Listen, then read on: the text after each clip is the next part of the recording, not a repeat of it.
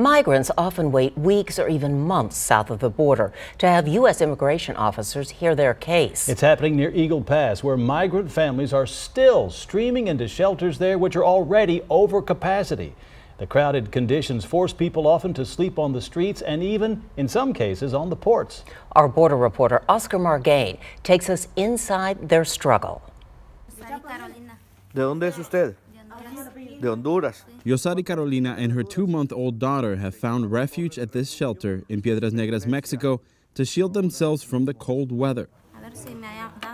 In this video recording, the Honduran mother explains how she migrated for 2 months while pregnant to reach the U.S.-Mexico border. Yosari says she gave birth shortly after arriving to Piedras Negras before she was physically able to walk to the Eagle Pass International Bridge in near freezing temperatures over the weekend to seek asylum. We have a group of migrants in the streets, living in the street. Methodist Pastor Roberto Gomez recorded the testimony on his phone. He wants the world to see what's happening in Piedras Negras. With all 4 shelters there over capacity, many migrants turn to the bridge in a desperate attempt to get ahead of a long queue of asylum seekers. Kids, women, and it's not a good place to stay in the night. In true Southern fashion, a network of Methodist churches in Central Texas responded to the call with a warm embrace, driving more than 200 miles to the border with loads and loads of donations.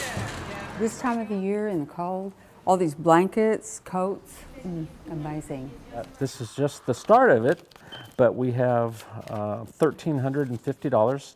The governments get to deal with the immigration policies, but what we see is that people are in need, they can't stay where they're at, it's not safe, and we don't want to see people suffering.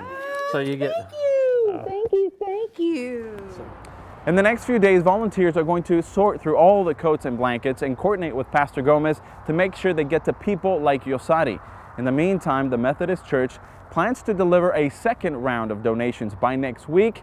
They say that's when another wave of 300 to 400 migrants are going to be arriving to the border. In Eagle Pass, I'm Oscar Margain reporting. The number of migrant families apprehended at the U.S.-Mexico border hit a record high for the 4th straight month. More than 25,000 families were detained in November for illegally crossing from Mexico.